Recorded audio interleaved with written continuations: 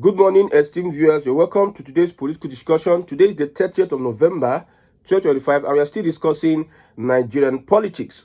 Now, we have discovered that in the face of insecurity, our religious and traditional institutions are helpless. I repeat, in the face of this insecurity we are facing in Nigeria today, especially in northern Nigeria, our religious and traditional institutions, they are helpless. Now, we have reports that bandits kidnap traditional ruler in Kwara. Breaking news. The same Kwara we are talking about. Bandits kidnap traditional ruler in Kwara State.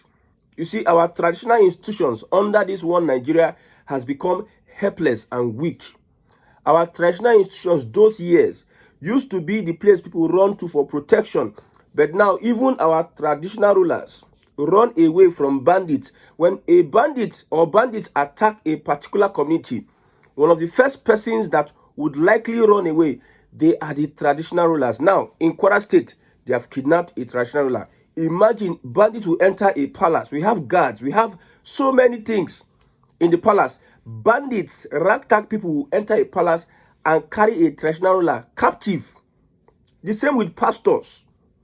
Pastors, reverend fathers are helpless. A particular Kaduna reverend father was held in captivity for more than 50 days. At the end of the day, they killed the reverend father. That is why I'm saying that our traditional and religious institutions, they are helpless under this current one Nigeria system. You don't blame them because that is how the system projects them to become. How can your traditional rulers help you when they don't have any powers to do so? When the system has bastardized the authenticity of our traditional beliefs. The system. You see, I said it. If you hold on to one Nigeria and you don't push for restructuring, it is going to destroy your traditions. It's going to destroy your language. It's going to destroy your heritage. Yes, one Nigeria is bent on, because one Nigeria is built on the Fulani, whether you like it or not. The Fulani believe that one Nigeria belongs to them, and they must take over every institution of government. The Fulani believe that they must take over, and if the Fulani Caliphate rules this country, what do you think will happen to our religious and traditional institutions, since they are using Islamization agenda to push for that whatever they are doing? Now, look at Sharia, because I believe that a restructured Nigeria needs to ban Sharia practice. A restructured Nigeria, whether you are Muslim or Christian or what have you, Sharia has contributed more problems than even solutions to the wahala we are facing in Nigeria today. If you look at it critically, Sharia in the northern part of this country, it is the bedrock of terrorism and insecurity. It is through Sharia people are being indoctrinated. This extreme ideology is cutting through Sharia. Even in Islam, there are different sects that disagree against themselves. That general that was killed by ISWAP, he belongs to a different sect that does not believe in the ideology of the ISWAP themselves. You see, some people are breeding up ideologies in northern Nigeria because of political power. Sharia for me in northern Nigeria is political. They use it for political purposes, just like every politician in Nigeria. I've said it before that an average politician will have boys that will do the dirty job for them. An average politician, even up to a local government chairman. So the same way they are doing in northern Nigeria, they use religion. They breed up. Just a report. There's a report that Ganduje is planning to set up, I think, 12,000 member militia group.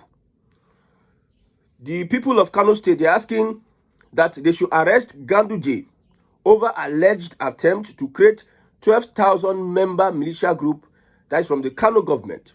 The same way we recruited a lot of people before, during the last days of his governance in Port Harcourt, in River State. That's how politicians operate. But the one in northern Nigeria is typical of terrorism and banditry. Now, you create a militia group, you indoctrinate them, they have extremist ideologies, and they become a problem, because anything that has to do with these Fulani people in northern Nigeria, anything that has to do with them, they must find a way of oppressing the indigenous of that state. Anything that has to do with this politicians, the Fulani politicians in northern Nigeria.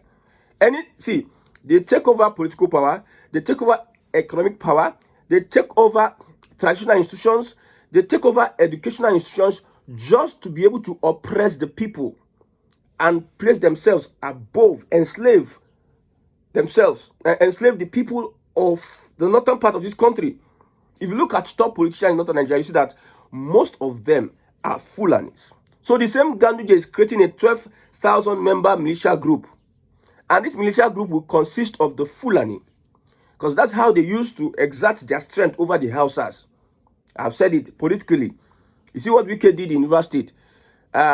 Almost how many thousands of people he employed. These are his foot soldiers. That's what he used as his political structure, his political base, to bully anybody in River State so that he can stay at that top. The same way the Fulani will use the Hizbah, will use the Boko Haram, will use the ISWAP, will use every other militia group to place themselves above. You see, Kwankwaso has Kwankwasia. Those red cap guys, he is using them to make himself relevant. Now, if you make it a northern thing, that's your business. But when you now make it a national problem, that's where we are coming in. Now you are imposing Sharia. Let your Sharia be for your political purposes. Don't let it cross to religious purposes. Because you are practicing Sharia, people should not sell pork meat, not sell pig meat. Are we not in a secular country? You kill people because of their own beliefs, but they are not attacking you because of your own beliefs. We live in Nigeria. We understand that people have different faiths, different beliefs and traditional systems. We all understand that.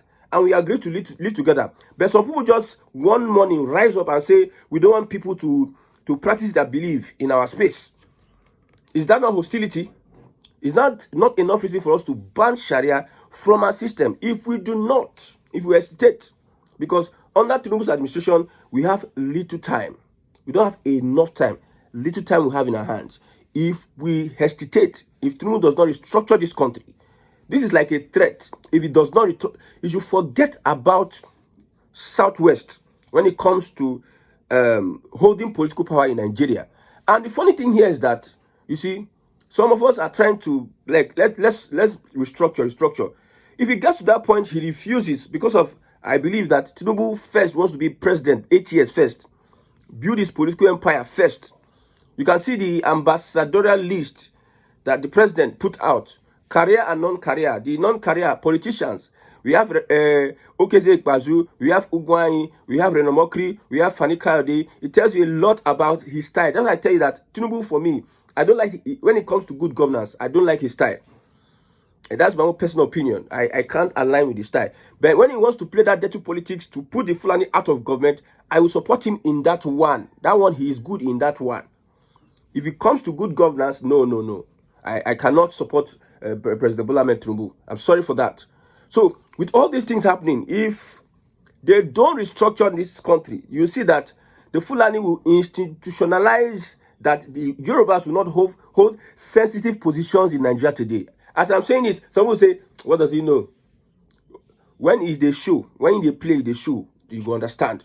What does he know? Who is he? This analysis, somebody said that I was a neophyte, that the issues I'm talking about, I really don't have like basic or ground knowledge in it, blah, blah, blah. See, we have said it. When I talked about there is a Sultan Nigeria political tussle, you have seen the current development that you have seen the current meetings held by Southern governors and Northern governors. You can see the political structure of Nigeria today, where Tinubu is collapsing Southern structure, and there's a Northern coalition, ADC. You can see, I predicted all this. I told people that if Tinubu wins, he will tax us. You can see the tax that is going on. I'm looking at the trends, and the trend is that the Fulani is so bitter. Most of their leaders, if you listen to them, actually sit down and listen to them. Listen to what their heart is saying. It tells you that they are so bruised by Tinubu's government that if they have opportunity, which some of them are patiently waiting, some of them are not patient enough. They want to give Tinubu a run for his money. They want to struggle it with him 2027. Some people know that Tinubu has an upper hand to win the election, but they still want to, like the typical Fulani, he doesn't give up. He still want to do one or two things. They are patiently waiting. If they hold on to that power and they take over a Nigeria that is not restructured, my brother, somebody said it, I'll repeat it. Within 6 months, everything that Tinubu has done will reverse it. He's just having meetings upon meetings upon meetings, having meetings. Within 6 months, they will reverse it. So the reality here is that one Nigeria is destroying everything that makes us nations. Ijaw nation, Yoruba nation, Igbo nation in this country. Let's look at this. Why is it that our traditional and religious leaders are becoming victims of insecurity? Usually, the religious leaders should be powerful. In Rome, religious leaders are powerful. They command armies. They command respect. They command security. But here in this one Nigeria that they lapped everybody in, Bishop Kuka is saying that even though they killed 10 million Nigerians, it does not really amount to genocide. It is Christian persecution. Why is it that they are avoiding the word genocide? Why is it? Because one Nigeria will frown at anything that will make sure that people want to say, okay, this country is not working, let us restructure it. The reality here is that over the years, acts of genocide have been committed on the Nigerian people, especially on Christians. But religious leaders under the one Nigeria, they become helpless and they become toothless bulldogs. They start speaking in favor of the government in power, so be it. The Anglican Church, they are threatening Bola Ahmed Tinubu that he should name the sponsors of terrorism, because the government will not tell us that they don't know the sponsors of terrorism in Nigeria. It cannot be possible. If Jonathan could tell us codedly that bandits, Boko Haram, they are in his government, bandits and Boko Haram, they are in his government, not to talk of Tinubu, because I know that Tinubu APC, when it comes to propaganda, I give them A0. If there's something like A++, I give. But we know that these people know, and they are afraid. They are afraid. They are playing politics with the lives of Nigerians, not mentioning, naming, shaming, and persecuting and eliminating the sponsors of terrorism. It is clear that there's injustice in this system. Tinubu cannot do. See, when people come out and campaign, Tinubu is this, Tinubu this. Tinubu cannot do much. He can only restructure. He can only scatter things and rearrange things. That's what he can do. But when you talk about fixing Nigeria, Tinubu cannot fix Nigeria. Except you want to keep selling yourself that dream that Tinubu can fix. Tinubu can fix no Nigeria. Because, number one, the Nigeria you are seeing today, so many interests. People are different. Me that I'm sitting down here, I cannot explain Nigeria to you. If I've not gone to every part of Nigeria, stayed for like 5 years, there are people with different lifestyle entirely, different mentality entirely. They don't even think the way you are thinking. They don't even care whether. See, if you are being civilized here, it doesn't concern them. So far they are doing what they are doing. They are primitive way. You go to some place in Nigeria, you'll be asking, is this Nigeria? You think that you are in Afghanistan. So the mentality of some people, the psychology, and what their environment avails them would not make them align with how you think as a Southerner. So in the case of insecurity, like I told you, almost all northern politicians, they are in support of this banditry that is going on. I just explained it now. Should I explain myself again? An average politician in Nigeria always have boys that do the dirty job for them. So in the case of northern politicians and northern Nigeria political actors, they see these bandits as the tools they use to hold power. So Tinubu cannot stop their own political base. This is their political base. You are shocked that every election cycle, there's no banditry. Every election cycle, no banditry. I tell you. Are you shocked? No kidnapping, no killings. The banditry whole break for the politicians to have the elections finished. When they have the elections finished, they can resume. It tells you a lot about how these politicians put these institutions. It is deliberate. They cannot live without it. That is why a Tinubu cannot solve insecurity in northern Nigeria. One of the reasons. Religion is like you take colos. There are some drugs you take that the drugs will take over you. You don't think right again. It is that opium, that thing that you are taking, that is thinking for you. That's how religion is for them in northern Nigeria. This religion, Islamic religion, the way they have indoctrinated people, the way they have poisoned the mind of people, tells you that's, you see, in the south, in Kwara State, you see, even Yorubas are pledging their allegiance to the caliphate of the Fulani caliphate through religion. They prefer to be more Fulani than even Yoruba because of religion. If you see a religious person, you understand that this person, somebody has taken over him entirely. Not the kind of religion I believe in. Yes, not the kind of religion I believe in. So the politicians can never ever do without banditry and insecurity, from what I've said. Because how do you stop somebody that wants to win an election? He has political rivals, and he, like Ganduje, wants to create 12,000, and he wants to be politically relevant. Look at Kwankwasia. He has the Kwankwasia movement. Thousands of people are supporting him. He used them forever. See, when they went to court, APC went to court with NNPP. You saw the action of this Kwankwasia. They were willing to do anything and everything for him. The same way Ganduje, they want to create militia. The same way some politicians in that part of northern Nigeria, they use Iswa Bokaram for their own pleasure. This is the reality. So how can Tinubu stop insecurity? Most of these politicians, they sponsor these guys. Okay, for instance, a Ganduje, he wants to create 12,000 militia group. Maybe somehow they now turn to it. They now start doing terrorism activities. Ganduje will just hide himself, like saying he don't know anything. He's not part of anything. This is how they sponsor terrorism. Who will now mention Ganduje's name? Former APC chairman, and allied to Bola Ahmed Tinubu. Who will mention his name if it comes out that the group he wants to create, the militia group he wants to create, they start doing insecurity? Who would mention Ganduje's name? That is a typical example of how these northerners are living off the people through bandits, the bandits and the terrorists. That's why you see every time they have peace deal with them. And all this warrant to the fact that our traditional and religious institutions cannot function anymore. You will pray from now till tomorrow. There are some actions we need to take as people of God, Christians, or as religious people. There's some actions we need to take.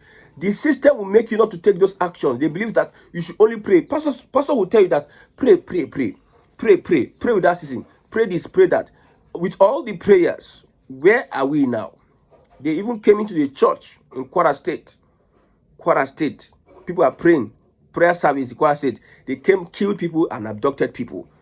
We are not saying that prayer does not work. In fact, there's a spiritual aspect to life. There's a physical aspect to life.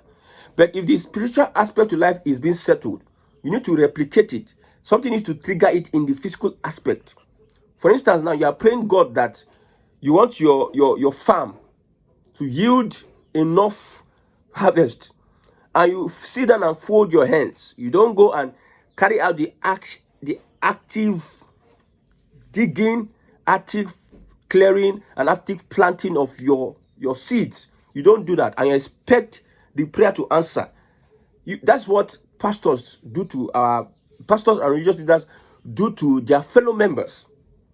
They just tell them to pray. They don't tell them on the actions they need to take. You pray for the government. You pray for leaders in power, and they are not being told, after praying for leaders in power, these are the things you need to do. These are the actions. If the leaders are not behaving well, we protest. These are the rights of the people under a constitution. But they'll expect you to keep quiet and only do the praying aspect. And with all these things they have done, no results. The church is being affected. Reverend Father is being affected. Whoever, Muslims, clerics are being affected. Traditional rulers are being affected. Every month they must abduct whether Reverend Father or traditional ruler. Every month. Or Muslim cleric. They must kill. But this is our prayers. The pastors won't tell us that it is persecution. Don't tell me that is persecution. The kingdom of heaven suffered violence. And violence will take it by force.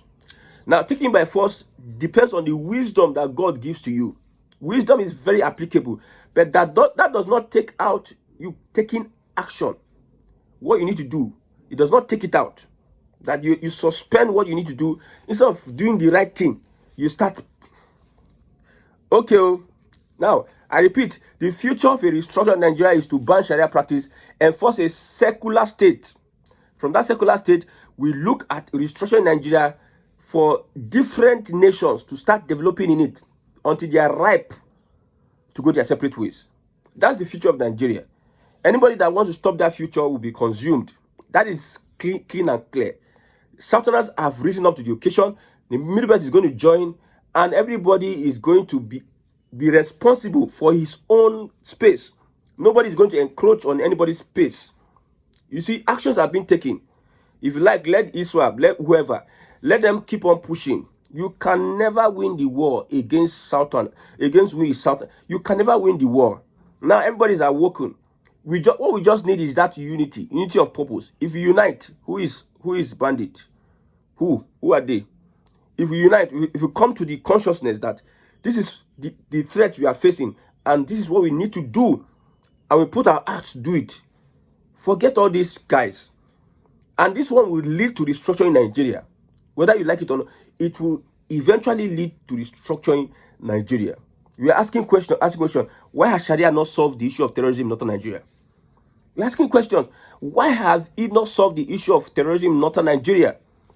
Now, Sultan of Sokoto and Muslims are telling us that Sharia is the solution to Nigeria. What do you mean by Sharia is the solution to Nigeria's problem?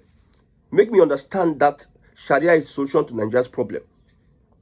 Now, we have discovered, I've said it before, this one are research, that our traditional and religious institutions, they are toothless bulldogs in the face of insecurity.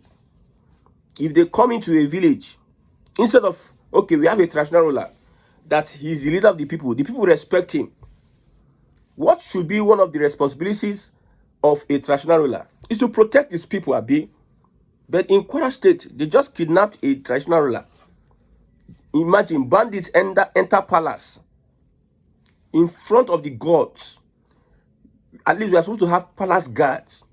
Desecrated the culture, the tradition of the people in that area, desecrated it, and took a traditional ruler hostage. Carry and enter bush. Do you know what it means? It's like people don't understand what your traditional institutions mean to you. You don't understand it. The symbolism. It has been happening in the past. People just overlook it. Do you know what it is? I don't know. Let's look at this. Somebody just enter the palace of the Oba of Benin. You enter the palace of the Oba of Benin. You get mind, enter palace of Oba of Benin. You say you want to go kidnap Oba of Benin. You get that mind, do that kind of thing. Do you know what it means? This is what these bandits are doing. You enter church. The bishop, the Abuja bishop, bandits enter church, kidnap the bishop in Kali church. He kidnap and can enter captivity. One Kaduna bishop was killed in captivity a few days ago. These people just enter. We have security. You spend almost 3.something trillion naira in budgeting for security. 3.something trillion naira. 2025. With all these trillions you are spending on security, yet people can just stroll into churches, stroll into mosque, stroll into a palace, and snatch, kidnap. I think say Judeo.